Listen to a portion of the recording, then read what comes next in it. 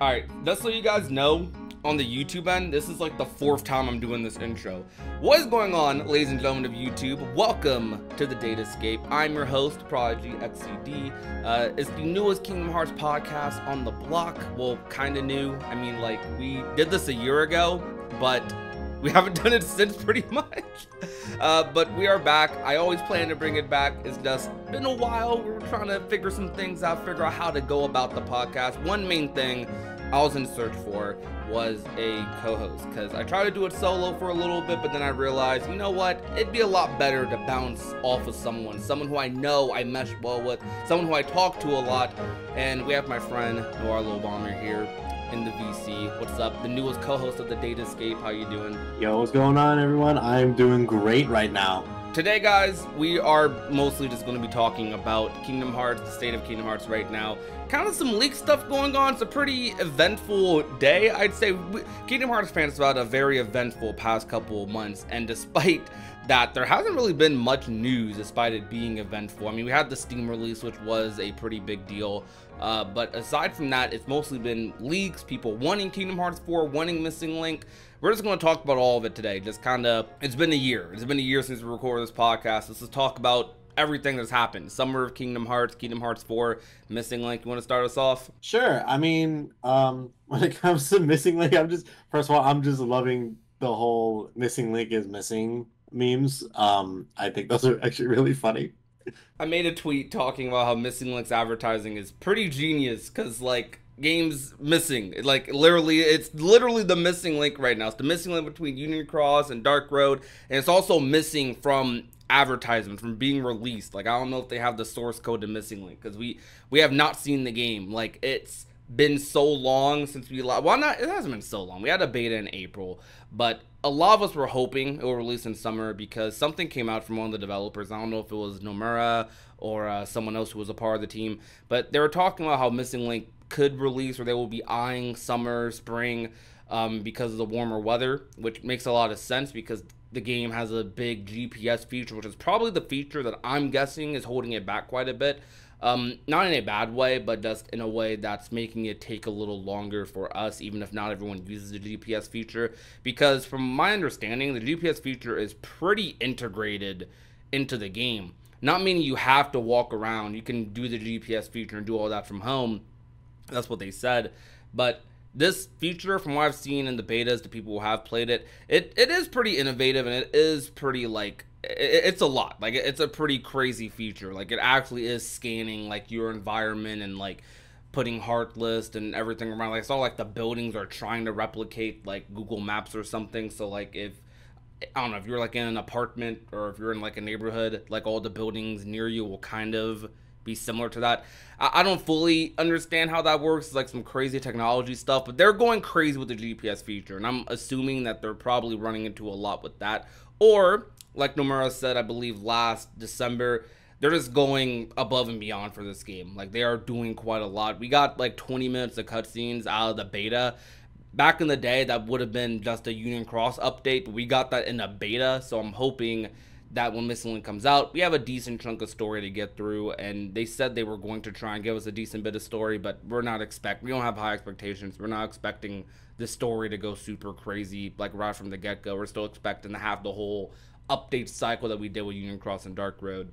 Yeah, I mean, when it comes to Missing Link's story, I'm obviously not expecting, like, the whole story to be dropped from the very start. I'm expecting, like, updates in the same way that they went about with Union Cross. Although I feel like we're gonna hit the ground running compared to Union Cross, because we're not going to be recapping everything that we went over in Key like we did with Union Cross back when it was Unchained Key. Yeah. Because Unchained Key was more or less at the start like a remake of Key for phones, until they were like, okay, like, we're gonna breach into some new territory. And even then, the updates were few and far between, and I'm hoping that Missing Link doesn't have that same issue, because we'd go for like a long time before we got any sort of update, and like we would be panicking over each update and like hints of an update. Like, I think we were doing a live stream one time, and or we were recording a video for Union Cross, and people were talking about, oh, I think a new update just dropped, Yeah, yeah, and we were losing our stuff. yeah. Union Cross is very like Union Cross. I often criticize Union Cross for the lack of communication, and I don't criticize necessarily the team for it because I understand Union Cross definitely went through some development stuff. Like at first, the team did have, I want to say maybe a couple dozen people if I remember correctly. Like it wasn't a super big team; it was a mobile game, but it had a decent sized team. And then by the time we got to the end of Union Cross and with Dark Road, Union Cross was only being worked on by like a couple of people plus Nomura. And Dark Road, from my understanding, was literally being worked on by 2 people. Like the remainder of the story of Dark Road after the first 3 episodes, like all of that was done by like 2 people. And that's kind of crazy to hear from a company that's the size of Square Enix, right? It makes you think like, okay, this is one of our bigger IPs, Kingdom Hearts. Why not have more people, working on this, doing this? So I'm assuming there was something going on in the background with those things. And with Missing Link, I think Missing Link does have a completely new team, and I think Missing Link does have a lot more people working on it. It's a way more dedicated mobile game, and I think with Missing Link, you could tell, even though we're dealing with delays right now, it's probably going to be better in the long run, or at least I'm hoping it's better in the long run, because they're probably trying to avoid and just stockpile, so we're not in the situation we're in with Union Cross, with Dark Road, which it was very obvious with Dark Road. They probably did develop the first 3 episodes of Dark Road, if that, and then they didn't really have any more in stock after that. I'm assuming that with Dark Road, they were either developing the updates as they were going along, or they just made the first 3 and didn't know what to do afterwards, and all that stuff happened with Union Cross and whatnot. I don't really know like when Missing Link's going to come out anymore. I'm still holding out hope for summer. I've tried to push the phrase Summer of Kingdom Hearts, and in a way, we've had a decent summer so far. Despite Kingdom Hearts not having any news, it's weirdly been in the news quite a lot. With leaks, we know what happened with the leak stuff from Midoriya and all that. We ain't gonna go too deep into all that, but from my understanding, the leaks themselves were true. They were taking the leaks from somewhere else. But the leaks regarding like Kingdom Hearts 4 or Kingdom Hearts Missing Link or Sora and Fortnite, which multiple people actually report on Sora and Fortnite. That could be our next topic. Sora and Fortnite. I wonder when that's going to happen. Like, is that a way down the line thing? Usually, from what I've seen with Fortnite leaks, because I do play Fortnite a decent bit, not like every day, but usually when a character comes out that I like or when a new season drops, I play the game. Right now, I'm not playing Fortnite that much because new season is kind of crazy. Cars in this update are going. It's one of those seasons. But Sora comes out. We all know Kingdom Hearts fans are all about to flock to it. Usually when Fortnite leaks happen, we usually get the skin within the next couple of months typically. So I don't know when that's going to happen, but I'm hoping for something at this point in summer. We're midway through July. It's hot as heck. I mean, if there was a perfect time to go outside, it's definitely now. Like, it's warm, too warm in my area, to be honest with you. I would definitely. Have you seen how hot it is where I am? It is scorching over here. It is super scorching, man. Oh my gosh. But it's hot right now. Like, one of the things that took so long to record this podcast, well, for today, not in general, but the reason we're recording this a little later in the day. The reason we're recording this later in the day is because it is so unbearably hot in my room. Like, I was dreading turning off the fan and closing the window so you wouldn't hear, like, car noises or, like, the fan through my microphone. I mean, I could just do some noise reduction stuff, but you always play it safe with the audio recording. I don't know, man. I'm just saying, Missing Link, I would love to be going outside and, like, defeating some Heartless right now. Because I've always pointed out the idea of, like, maybe doing IRL streams with Missing Link. I think that would be so cool. I know people might have done that with Pokemon Go. I have no idea. But I feel like with Missing Link, with Kingdom Hearts, there's a lot of potential there for that. It'd be really cool. Have like little meetups for Kingdom Hearts. I'm excited at that aspect of like community growth. Because, I don't know, Kingdom Hearts is a very online centered community. Like, yeah, it's because we're a single player game, but like, yeah, we have meetups and we have some events where people do meetups and stuff at. And Kingdom Hearts community tries its best to like create these events and do like IRL stuff. Like Kingdom Hearts Reconnect, there's a big event that's going on in Denver next year for Kingdom Hearts Reconnect, which is a community hosted convention where a lot of your favorite YouTubers and influencers and just community representatives and the community there, they just go to it. Like we're trying to do stuff like that, but I think Missing Link would make those events even cooler than they already are, and I think Missing Link would bring the opportunity for even more things like that to sort of happen. Like imagine just having a meetup in your own city for Kingdom Hearts Missing Link, or your own state. It doesn't have to be like you have to fly out, pay all this money to go to one event. You could just have it happen, meet some Kingdom Hearts fans, you know, on the go playing Missing Link. I don't know if Missing Link's going to be that popular because Pokemon Go, obviously Pokemon's a different beast. So they're really trying something with Missing Link, but I have no idea how many people are actually going to use the feature.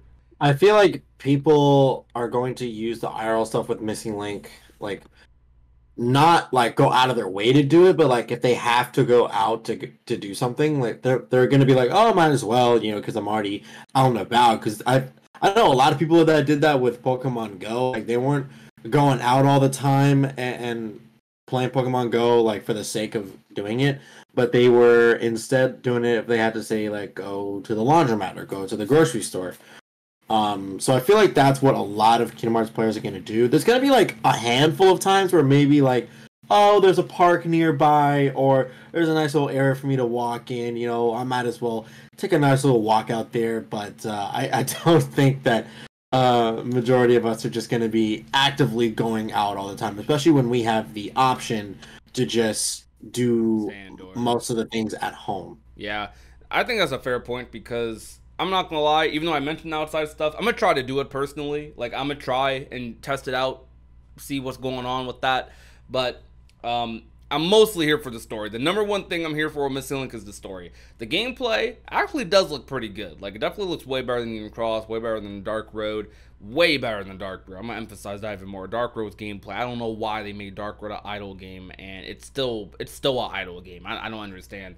But Missing Link is actually surprising. Like every time I see Missing Link, the game looks more and more fun. I don't know if it's just my natural Kingdom Hearts excitement getting to me, like, because you know what happens with Kingdom Hearts stuff. Sometimes you try to be as optimistic as possible. You try to like be as realistic or as like safeguarded as possible, so you're not like disappointed or anything. But as soon as it gets closer and closer, the more and more you see, you start thinking to yourself, man, this game looks kind of good. Hold on, this world looks kind of good. Hold up, I'm kind of excited for the story. Like the hype starts to build up, and I don't know if it's that with Missing Link or if the game is just genuinely looking better and better. I do think it genuinely is looking better and better though, because like graphics are actually, I won't say super impressing me, but they're impressing me from the lens for a phone game. Absolutely, it's impressing. They're impressing me from the lens of a mobile game, because mobile games since Unit Cross have gone crazy. I hope like this game should definitely be on PC as well, or console. That's the route most mobile games have been going, or most free-to-play games have been going, just being multi-plat, because I feel like there's no reason nowadays to have something be exclusive to mobile unless it's like something you're just flicking your finger for. But Missing Link, a game that actually does have normal action Kingdom Hearts gameplay, like in the same vein as Birth by Sleep, KH1, 2, 3. It's an action game. It's not a turn-based game. It's not some. It is still a gacha game. It's not a game where you're just flicking like your finger across the screen. You're actually able to have some like intuitive, immersive combat in that game. So I believe it should be on PC. You're even able to play with the controller. Like people have already tested out. You can get a backbone, play it on your phone with the controller. That way, plug your phone up, play on a tablet. You could do all that stuff. So like I really think it should be on PC. And if that's the reason it's taking longer and we have no news, I'm all right with that. But to end off the Missing Link talk, because I did want to talk about some other things. We could go back to Missing Link if we want. But last thing I wanted to just say is that I really hope for Missing Link. What I said was, if we don't get a release this summer, because I'm expecting to shadow drop Missing Link. It's a free-to-play game. They don't have to have some long-winded advertisement for it. They could just drop it in a month and it's free to play, so anyone could download it whenever. But I'm hoping if we don't get a release this summer, like that we at least get a beta for the US, because a lot of the regions have had a beta by this point. US has not had a beta at all, and I know it's going to be a big chunk of their audience, so I'm assuming that that's why we haven't had a beta yet, because we've been testing the servers out with some of the smaller regions.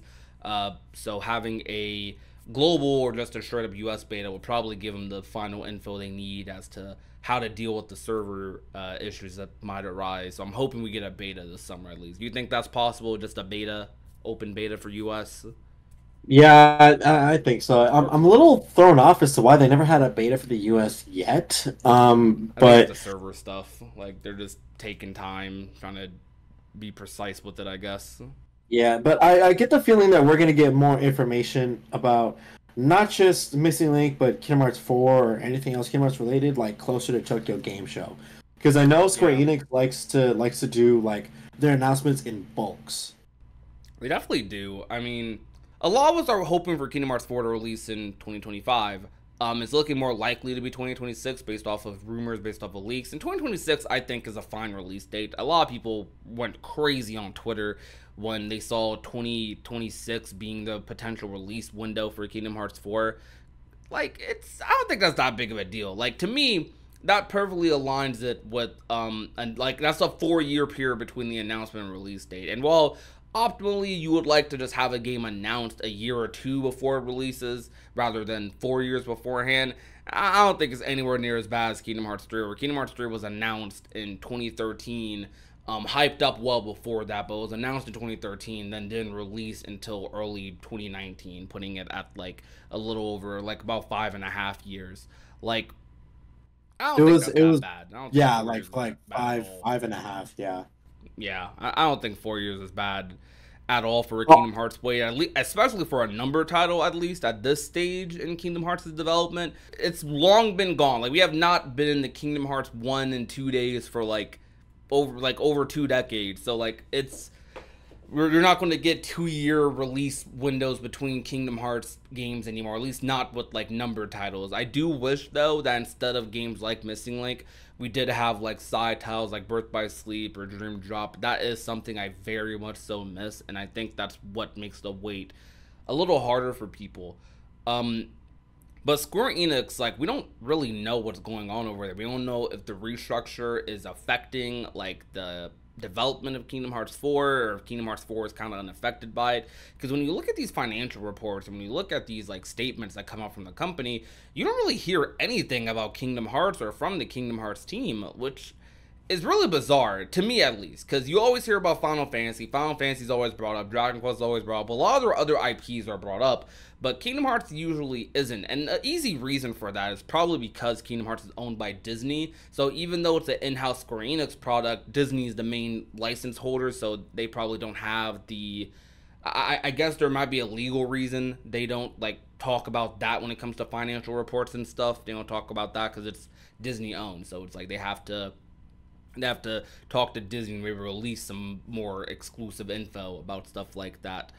But I don't know, man. Like I think Kingdom Hearts 4 in 2026 is fine. I'm still hoping for 2025, but with the Square Enix stuff going on, you would think that after Rebirth, Kingdom Hearts would be their next game, because Nier, from our understanding, the next Nier game I think is still a ways down the line, and Dragon Quest 12, from our understanding, is completely, I don't know about completely paused, but it's definitely a ways away, especially after the news with Akira Toriyama.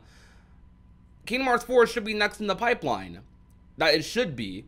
So I don't know. I wonder. I just really wonder. Like, what, they don't really have any major big games that seem to be super far in development at the moment. But you would think Kingdom Hearts 4 would be the farthest. So I just don't know. What do you think about that? I think, yeah, I had a similar mindset of when Rebirth dropped. I was like, oh, they're probably going to focus more on Kingdom Hearts 4 now, since it's going to be a while before Final Fantasy 7 Remake Part 3 comes out. But clearly there's something going on behind the scenes that like is causing them to not really talk about Kingdom Hearts 4 all too much. It's kind of hard to pinpoint the reason, because like if it's true that they're slating for a 2026 release, then it still doesn't make sense as to why they haven't released any trailers or any news about it, because frankly we haven't gotten a lick of news in 2 years. So that's a little concerning to me, especially when you think about the fact that after Kingdom Hearts 3 was first announced, Nomura admitted he's like, yeah, we announced this game too early, but he never said that with Kingdom Hearts 4. I think Kingdom Hearts 4 was very obviously a little earlier on in development in that trailer, but the idea of Kingdom Hearts 4 releasing in 2025, 2026 is that the game is basically reusing a lot of assets from Kingdom Hearts 3, although it is being ported on Unreal Engine 5, so it's still in a new engine, but it's in a similar engine, so it could still use a lot of Kingdom Hearts 3's assets in Kingdom Hearts 4, but they're probably going to take a long time on the world like usual. I think that's mainly going to be the thing that makes it take time getting licensing for worlds, especially newer Disney movies, because we could probably expect things like Star Wars, Moana, worlds like that in there, maybe Inside Out at this point. Like, I'm sure Square Enix saw that billion-dollar box office performance that Inside Out 2 just had. So I'm just saying, if they want to put Inside Out in the Kingdom Hearts game, now would be the time to do so. But I don't know. I don't know. Where do you think Kingdom Hearts 4 stands development-wise? Like, release window-wise? Like, what? Try to be as realistic as possible. Just where are you at with it? Trying to be as realistic as possible. I think that Kingdom Hearts 4 is, at best, 50% done. 50? Okay. Because I talked about this, I think, either with you or someone else, but I basically said that Square Enix isn't announcing trailers or anything else like that in order to not spoil anything about their story, because that was a big problem with Kingdom Hearts 3. 2, it's to sort of like not let the expectations from the fans get too ridiculous or get too high, because if you don't show anything, then it's like they have nothing to go off of based on the trailers when it comes to expectations.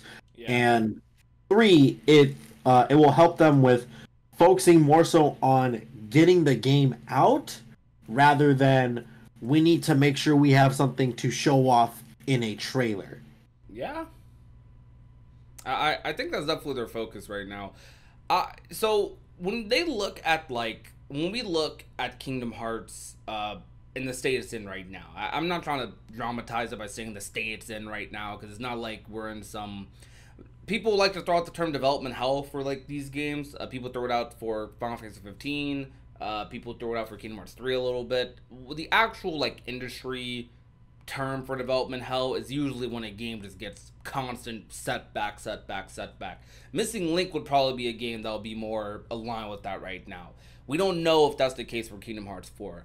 I believe Kingdom Hearts 4, when we see that game, we're probably going to see Missing Link before we see Kingdom Hearts 4. And I think the second we see Missing Link, expect Kingdom Hearts 4 within a couple months after that. I'm trying to think of like how their marketing strategy would be. If I was Square Enix, the best way to get more eyes on Missing Link would definitely be through Kingdom Hearts 4. They could still announce Missing Link first. It's a free mobile game, so they could drop Missing Link first or drop a US beta.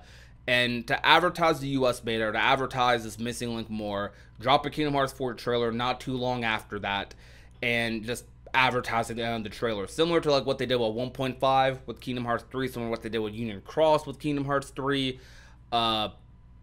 They could just be like at the end of the trailer, Missing Link open beta available now, something like that. Easily get a lot of conversion from Missing Link, from Kingdom Hearts 4's trailer views that it's going to get to Missing Link, which is going to probably be hundreds of thousands to millions of people.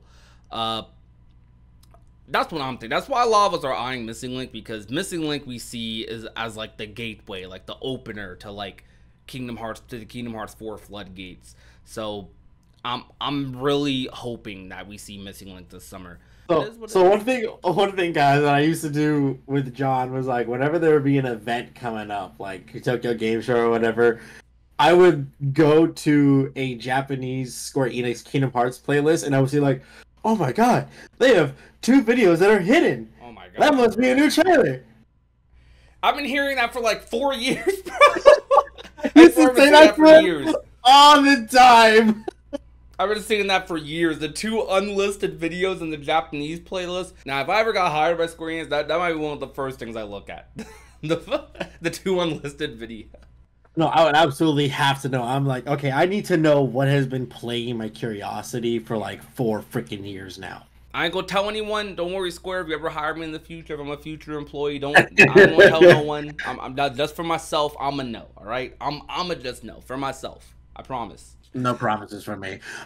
So Nord is burnt the bridge right there. I'm joking. I'm joking. But what do you think about Tokyo Game Show this year? I think Kingdom Hearts doesn't show up at D23. It shows up at Tokyo Game Show. I think at Tokyo Game Show we get something like D23. I don't think D23 will showcase Missing Link like that. I think if Disney wanted to showcase Kingdom Hearts, they want to make it worth their while, so they want to show KH4, be like, "Alright, show this Moana world or Star Wars world for KH4 at D23." So I think that's the only reason KH will be at D23. I'm hoping for it still, but it's not looking super hot. But to be fair though, like when Kingdom Hearts, like I don't know, we've gotten surprises before. Like not every event is things pre-announced. Sometimes things are a surprise. We do know Square Enix is at Tokyo Game Show, but that's not a big surprise. Square Enix is always at Tokyo Game Show. But I want to point out this Tokyo Game Show this year is looking like a pretty big event. Like for the first time in a long time, PlayStation's at Tokyo Game Show. Like the studio PlayStation, not just like PlayStation exclusive games, like PlayStation themselves are at Tokyo Game Show. So Tokyo Game Show this year, low key, is lining up like a E3 for a little bit. Like it's kind of crazy.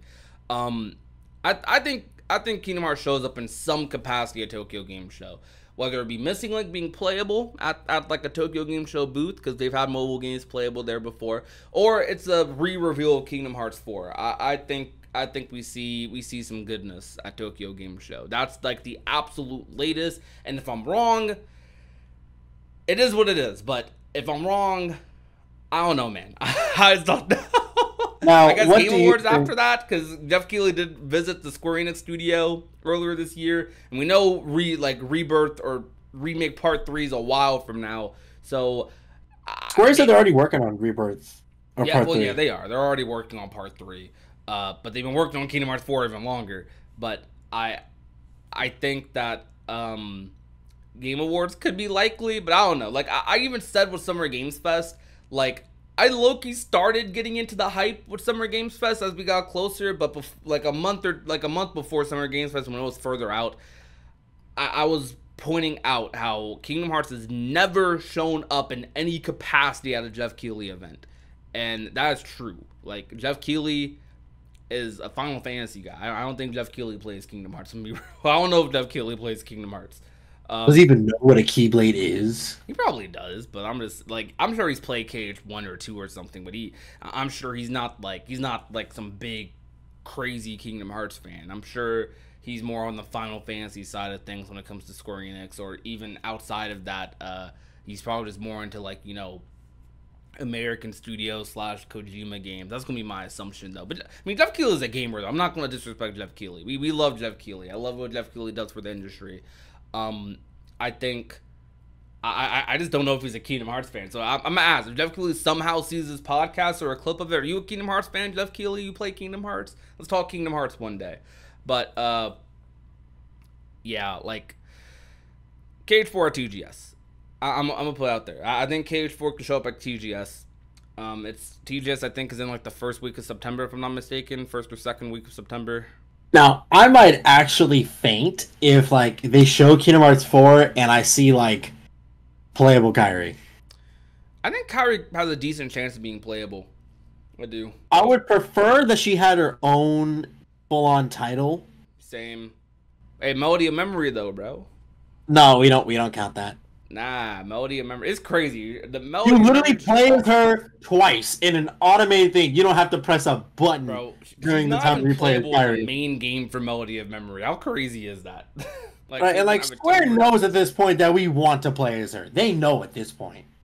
Yeah, I think Kairi's definitely due for a come up though, for sure. I mean, I think a lot of new age Kingdom Hearts fans like Kairi a lot. Like old school fans definitely critical of her. There's not a single person. I would still say Kairi is one of the most popular Kingdom Hearts characters. Not in terms of like how much she's liked, but just by sheer exposure. She's a known character. She's like the trio. She's the Sakura to like Kingdom Hearts, or like I think she's a better character than Sakura personally, but still, Kairi, she's very known. She's a very known character, well beloved, still one of the most popular characters in the Kingdom Hearts series, and I think for sure everyone can agree with this. Everyone wants to like Kairi if they already don't. I think it's time. Like I think it's time. And I feel like Nomura's in the works of making that.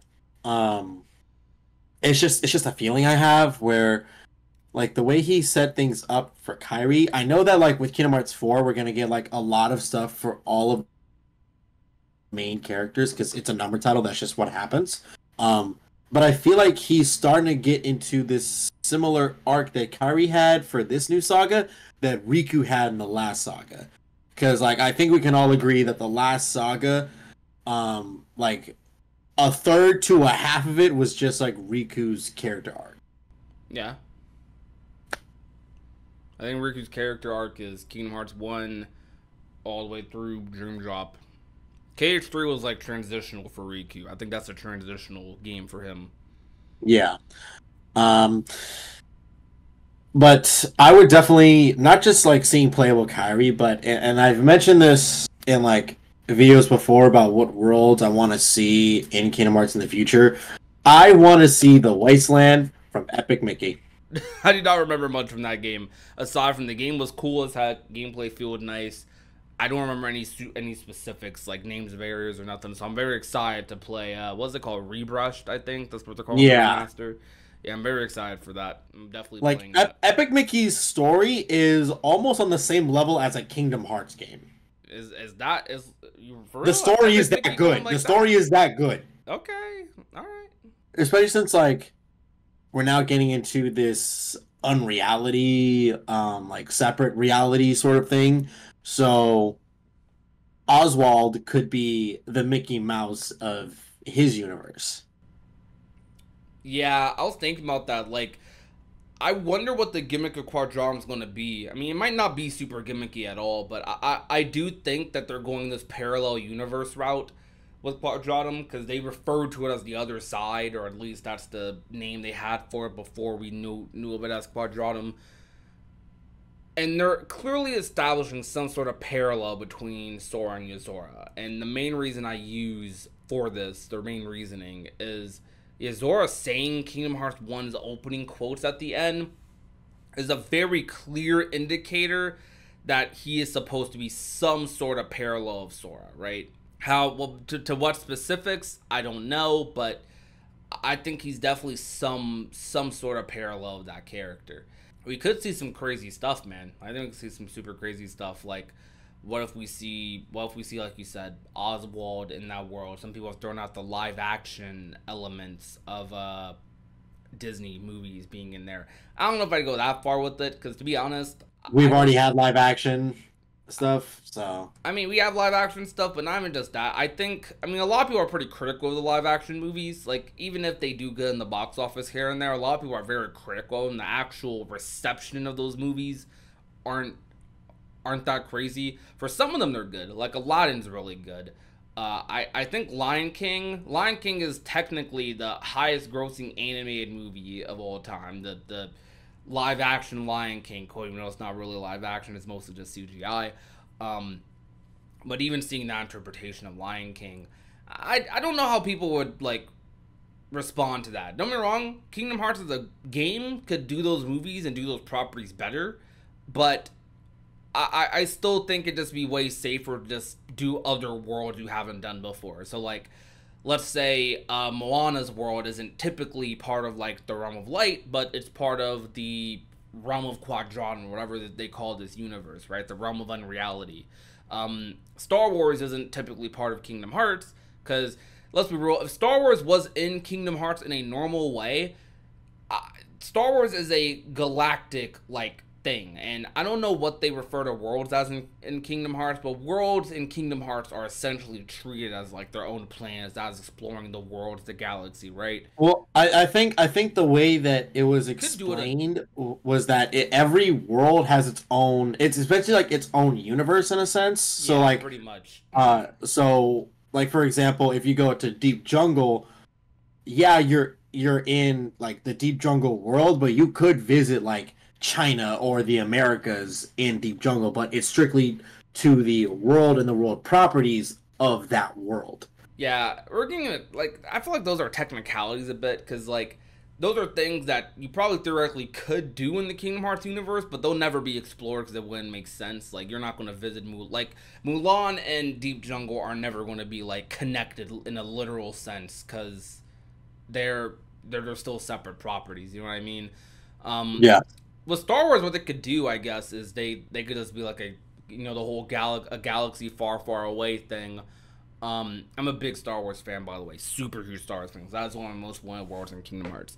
But like I was saying, like Star Wars exists in the realm of unreality, but not in like our realm because a big problem some people have with Star Wars was that it was too universal. That's a big thing people are against with Marvel and Star Wars and Kingdom Hearts. Kingdom Hearts is already kind of in the same vein as those properties in the sense that like they visit other planets, they travel the world, they travel with ships and portals and all that. Like they have all the elements of like a comic book or like a big franchised universe.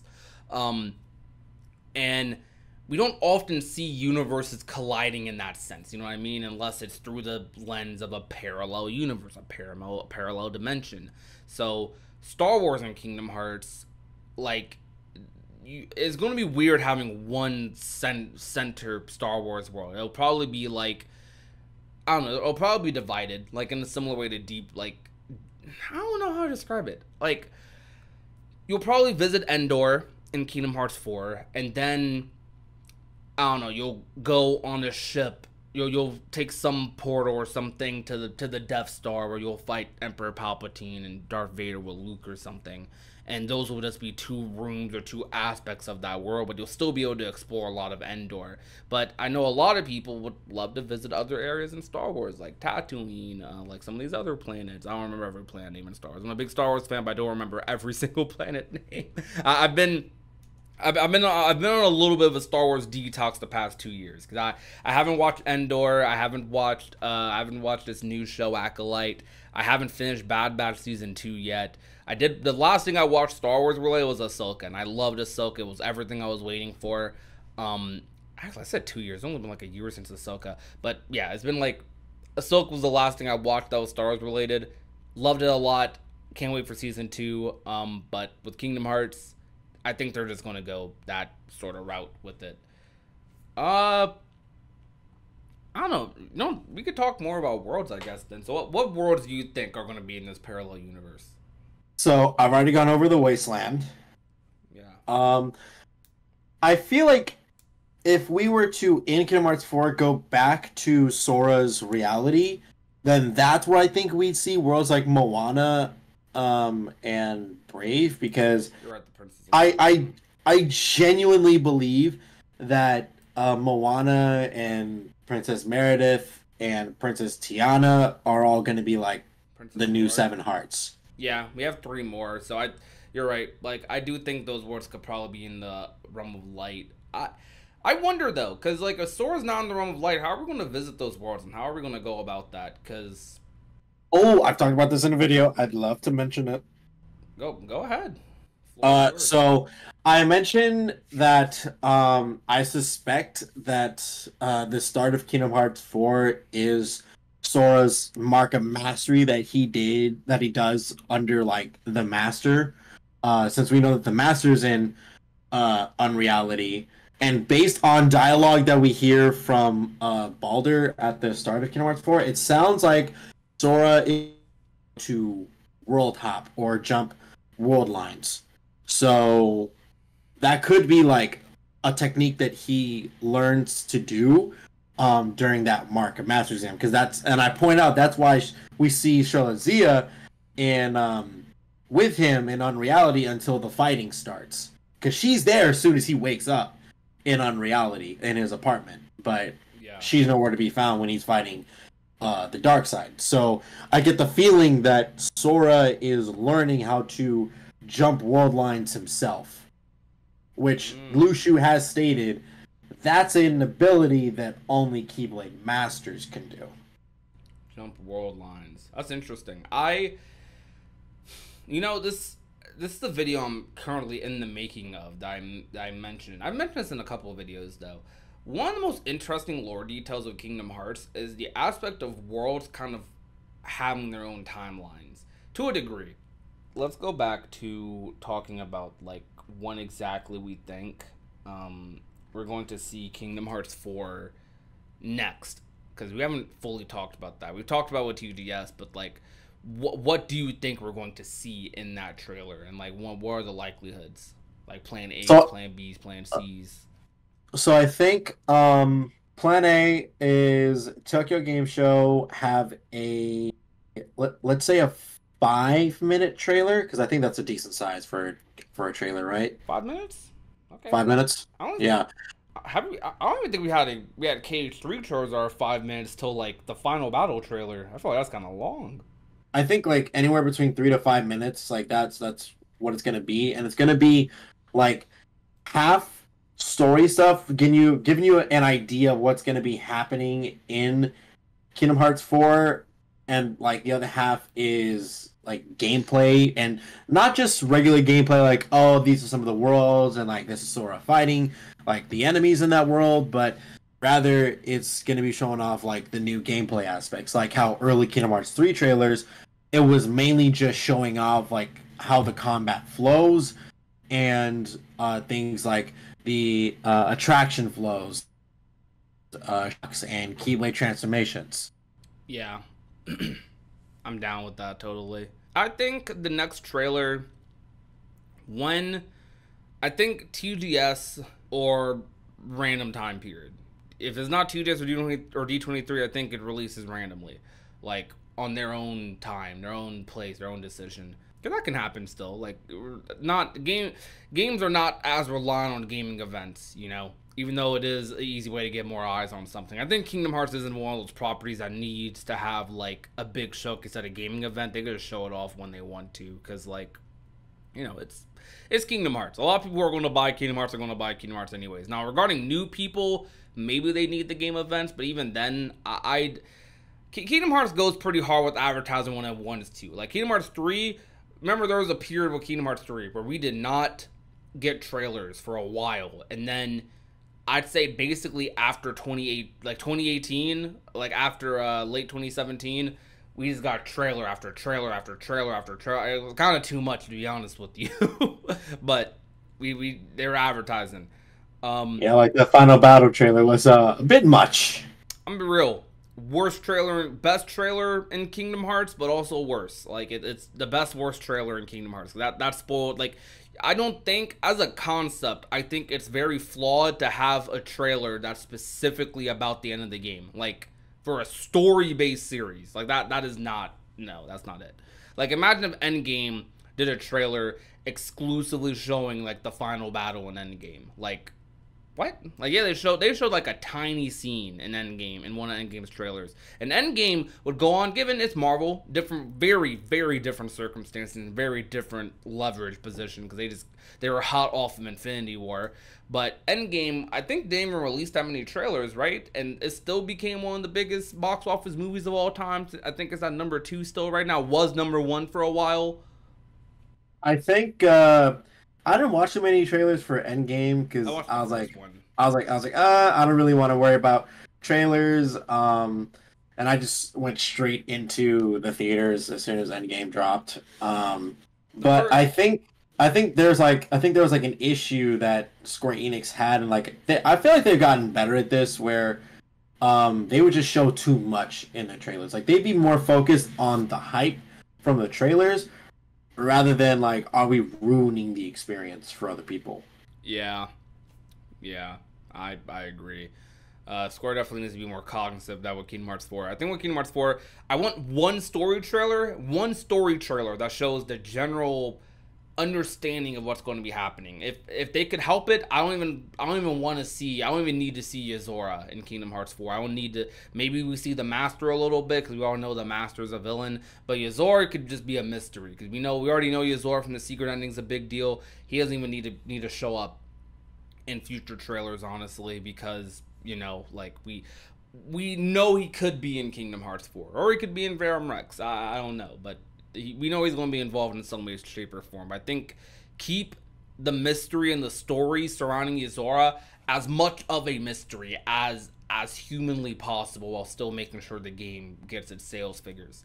But I want one story trailer that shows the general synopsis of a game, like not spoiler territory, but just general what's our goal, similar to what Kingdom Hearts 3 was doing at first. Like Kingdom Hearts 3, the synopsis before all the spoiler trailers was that Sora's traveling through Disney worlds, and the goal is Riku and Mickey are in the realm of darkness, trying to save Aqua. Sora's looking for power of waking in Disney worlds, and they're trying to rescue the other Kilo leaders. I mean, to be honest, we knew a lot of that before Kingdom Hearts 3 even got announced or advertised. We knew that in Dream Drop Distance, but still, that was the general synopsis for KH3. Something similar like that is as far as I would go with Kingdom Hearts 4. Like, okay, Kairi and Riku are in the realm of light, or Kairi and Aqua are in the realm of light training, doing this.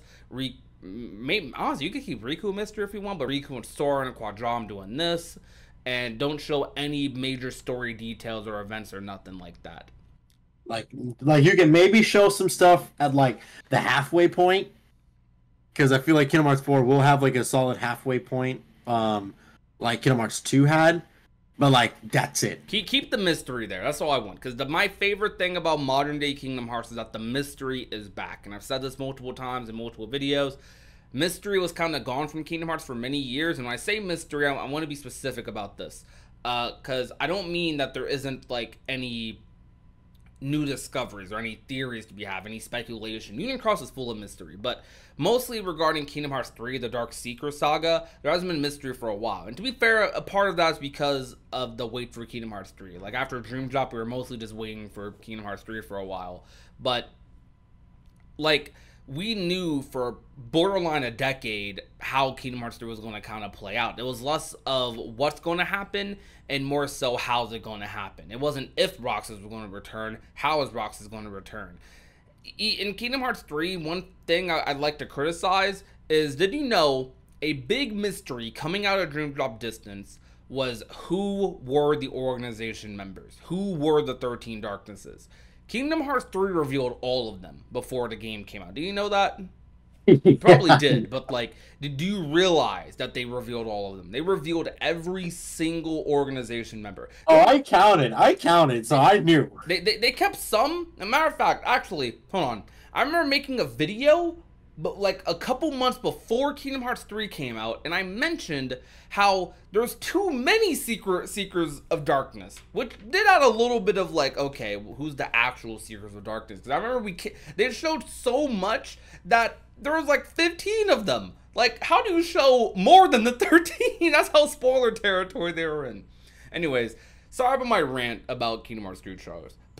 More of the story. Square Enix, we love Kingdom Hearts. We want to see trailers. We want to see the game. Don't confuse our want for seeing the game with us wanting to see spoilers for the game to be ruined for us.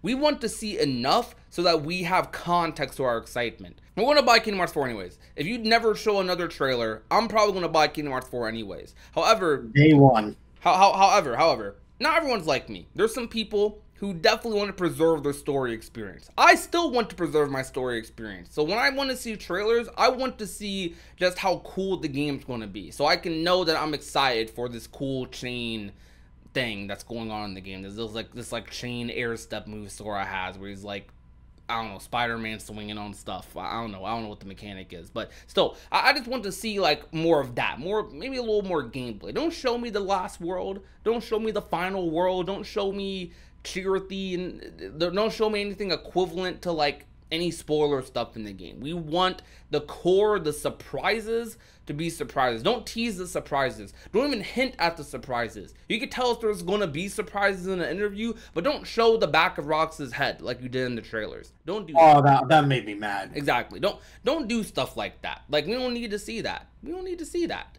Just give us enough in the game so that you don't even need to show that stuff. You're going to show us the normal game. Show us the Disney Worlds. Like, we're probably going to see all the Disney Worlds. Because, to be honest with you, like, Disney Worlds are going to be advertised.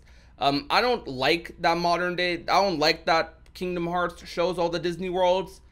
but I don't blame them for it because it's free advertisement. Like if let's say you're a game studio and Lucasfilms says they want to put Star Wars in your game and you don't advertise it, like you're kind of throwing. I'm gonna be real with you.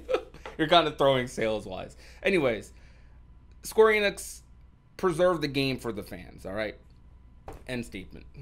I like if you, it's not even wasn't it wasn't even just Kingdom Hearts 3 that happened with, like, I was thinking about Dream Drop Distance trailers, and man, Dream Drop Distance trailers, like, if you think about it, they really like ruined some surprises in their trailers.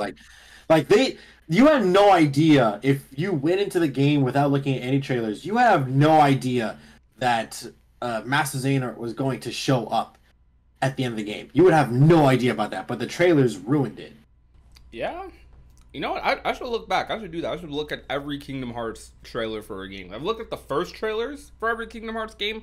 I haven't looked at every trailer for every game. Because we only started looking at trailers in the KH3 era. I'm assuming most people are like that. I did see Dream Drop trailers. I did see other Kingdom Hearts game trailers. But I only saw what would appear on TV or on, like, I don't know if I happened to come across on the internet or while I was at a game store. Because I remember, I don't know if anyone went to game stores like that where they showed trailers for things like on the screen or something, like at malls and stuff. Yeah, this isn't even a Kingdom Hearts 3 exclusive problem, so I'm not trying to put, I'm sure someone's going to spin it to be a Kingdom Hearts 3 thing. Don't get me wrong, Kingdom Hearts 3 was pretty bad with it, but other games are pretty bad with it too. This isn't even just a Kingdom Hearts problem. Square Enix has this approach to their marketing. Like, I'm very happy I didn't watch remake trailers because I don't really have any obligation to remake. I don't make content on Final Fantasy 7. If I do, it's just out of love and not obligation. I don't do it because, like, I need to. Kingdom Hearts, it's mostly out of love too. Like, I'm not technically obligated to make KH content, but obviously I do want to make a career out of this. So, like, we watch everything KH related. Also, we've built the Kingdom Hearts families to the point where if there was a trailer for something, it's very impossible for me to avoid spoilers unless I shut off all electronics. Gotta go dark. Pretty much. Like, a lot of KH tubers did that before 3 came out because they had to.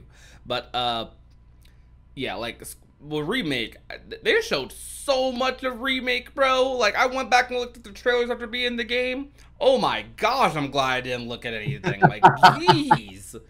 I'm so glad I didn't look at anything. Like, that was kind of crazy. I don't know though, but any final topic statements about, like, the anything coming up with Kingdom Hearts, like hopes, excitements? And we covered a pretty broad area. This is our first podcast together.